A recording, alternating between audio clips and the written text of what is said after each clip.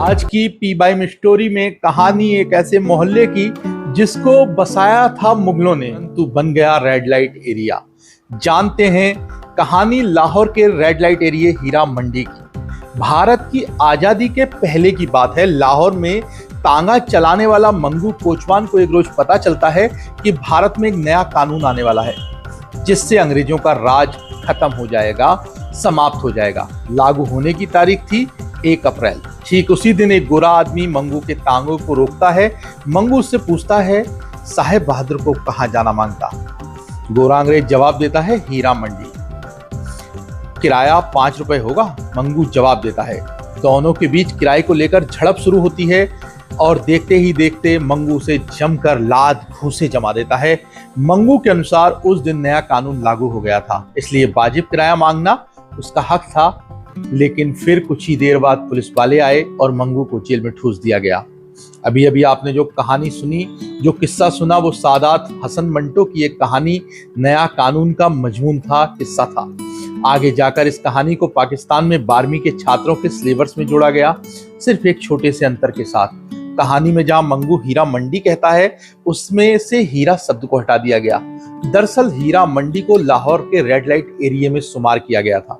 क्या है इस हीरा मंडी का इतिहास? चलिए जानते हैं आज पीवाईएम स्टोरी में इसी किस्से को। हीरा मंडी यानी हीरों का बाजार। कभी लाहौर की इन गलियों में दाखिल होने वाले हर शख्स को हवेलियों से घुंघरू की आवाज आती थी। लगता था मानो पूरा शहर ढोलक की थाप पर थिरक रहा हो। नाच गाना पेश करने वाली इन लड़कियों को तवायफ कहा जाता था। आज ये नाम कुछ काले उड़ चुका है, लेकिन ऐसा हमेशा से नहीं था।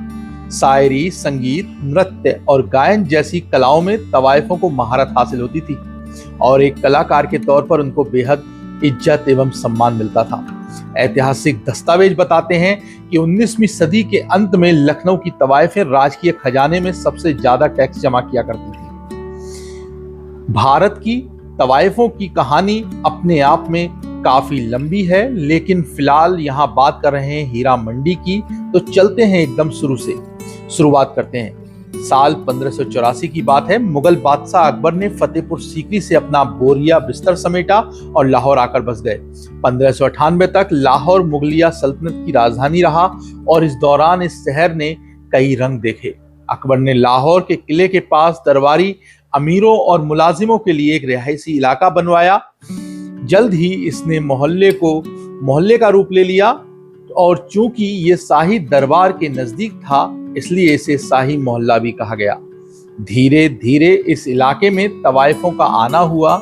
इनमें से अधिकतर काबुल से लाई गई थी। इनका काम था दरबार में नाच गाने का प्रोग्राम, बादशाह का जी बहलाना, नृत्य करना।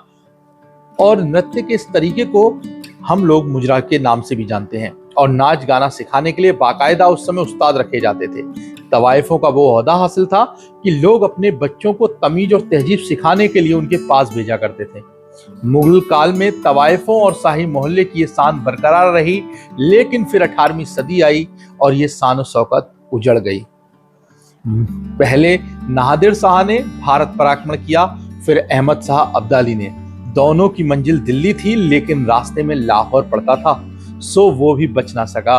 उस दौर में अब्दाली का आतंक इस कदर था कि एक कहावत प्रचलित हो गई थी, खांदा पींदा लाहिदा बाकी अहमद साहिदा। अर्थात जो आपने खाया पिया वही अपना है, बाकी तो अब्दाली लूट के ले जाएगा। अब्दाली के हमले के दौरान लाहौर में पहली बार वैश्यालय बना। पहला धोबी मंडी में और दूसरा मोहल्ला दारा सिको में। अफगान सैनिक जहां हमला करते थे, वहां से औरतों को उठा लाते थे और उन्हें लाहौर में बने वैश्यालयों में भर्ती करा देते थे। इस दौरान तवायफों का काम लगभग बंद हो गया था। ध्यान दीजिए कि तब वैश्या होना और तवायफ होना दोनों अलग अलग बातें थी। अफगानों के बाद के लाहौर पर सिखों का राज कायम हुआ। महाराजा रणजीत सिंह की दौर में तवायफों की संस्कृति एक बार फिर उदित शुरू हुई और बताया तो यहाँ तक जाता है कि महाराजा रणजीत सिंह का इनमें से एक से इश्क हो गया था, इश्क में पड़ गए थे। इस कहानी के कई अलग अलग वर्जन हैं। एक वर्जन कहता है कि महाराज ने तवायफ से शादी कर ली, जिसके चलते हर मंदिर साहिब में उन्हें कोड़े मारे जाने की सजा सुनाई गई। हालांकि इस पर भी मतभेद हैं और कई इतिहासकार कहते हैं सजा बस सुनाई गई थी, असल में कोड़े मारे नहीं गए। खैर एक दूसरा वर्जन भी है जो कहता है कि शादी नहीं हुई थी, बस इश्क हुआ था। महाराजा ने उसके कहने पर लाहौर में एक मस्जिद बनवाई थी जिसे मस्जिद तवायफ कहा गया और बाद में उसके लिए शाही मोहल्ले के पास एक घर भी बना। सिखों की फौज के एक जनरल हुआ करते थे हीरा सिंह डोगरा। महाराजा रणजीत सिंह की मौत के बाद उन्होंने शाही मोहल्ले में एक बाजार की शुरुआत की। तवायफों के इसी मोहल्ले में काफी भीड़ रहती थी, इसीलिए हीरा सिंह जी ने सोचा क्यों ना यहाँ एक अनाज मंडी बना दी जाए। यहीं से इस जगह का नाम हीरा सिंधी मंडी पड़ा और जो आगे जाकर शॉर्टकट में हीरा मंडी हो गया। सिखों के दौर में हीरा मंडी में रहने वाली तवायफों को दरबारी संरक्षण मिला हुआ था, लेकिन फिर 2 एंग्लो सिख युद्धों में सिखों की हार हुई और लाहौर पर ब्रिटिशर्स का कब्जा हो गया। अंग्रेज माल उगाने आए थे, सो वो काहे को तवायफों को भत्ता देते। धीरे धीरे शहर में एक बार फिर वैश्यालय खुल गए। तवायफें रोजी रोटी की खातिर जिस्म फरोशी की मजबूर हो गईं, सो अंग्रेज सैनिक उनका खूब फायदा उठाने लगे। हीरा मंडी का इलाका अंग्रेज छावनी से एकदम नजदीक था, पास था। सबसे ज्यादा तवायफें यहीं रहा करती थीं। 1860 के आसपास इस इलाके में प्लेग फैला, सो अंग्रेजों ने अपनी छावनी छोड़ दी और शहर के बाहर जाकर बस गए। प्लेग के गुजरने के बाद यहाँ की हवेलियों को रईसों ने खरीद लिया और वो तवायफों को संरक्षण देने लगे, जिसके चलते हीरा मंडी में नाच गाने का कल्चर बना रहा। अंतर बस इतना आया कि मुजरा अब हीरा मंडी में ही दिखाया जाता था, जिसे देखने रईस और सबरांत लोग यहाँ चलकर आया करते थे। 20वीं सदी के शुरुआत में हीरा मंडी का बड़ा नाम हुआ करता था। नूरजहां और खुर्शीद बेगम जैसे कलाकारों की शुरुआत भी इसी जगह से शुरू हुई थी। सर गंगाराम, जिनके नाम पर दिल्ली का गंगाराम हॉस्पिटल बना है, उनका घर भी यहीं इसी मोहल्ले में था।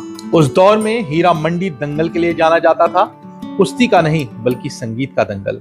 1940 के दशक में यहाँ उस्ताद बड़े गुलाम अली खां और उस्ताद उम्मीद अली खां के बीच एक जबरदस्त दंगल हुआ था, जिसे देखने हजारों की भीड़ उमड़ी थी। दंगल का नतीजा क्या रहा? दोनों दिग्गज रात भर गाते रहे, कोई हार मानने को तैयार नहीं था। बड़ी मुश्किल से उन्हें रोका गया और अंत में दोनों को विजेता घोषित कर दिया गया। जीत की ये खुशी हालांकि ज्यादा दिन कायम ना रही। 1947 में बंटवारे के बाद लाहौर पाकिस्तान के हिस्से चला गया, जिसकी स्थापना ही धार्मिक पहचान के आधार पर हुई थी। सो हीरा मंडी में पुरानी शान और शौकत ना रही। इसके बावजूद तवायफों का कल्चर कुछ 3 दशकों तक कायम रहा, लेकिन फिर 1978 में जिया उल हक तानाशाह बन गए और पाकिस्तान में धर्म का फ्लेवर दुगना हो गया। जिया उल हक ने मुजरों पर बैन लगा दिया और तवायफें हीरा मंडी से बेदर हो गईं। बाद में तवायफों की जगह, उनके पेशे की जगह वेश्यावृत्ति ने ले ली और कभी लाहौर की शान समझा जाने वाला वह शाही मोहल्ला रात के अंधेरे में होने वाले जिस्म फरोशी के कारोबार में गुमसा हो गया।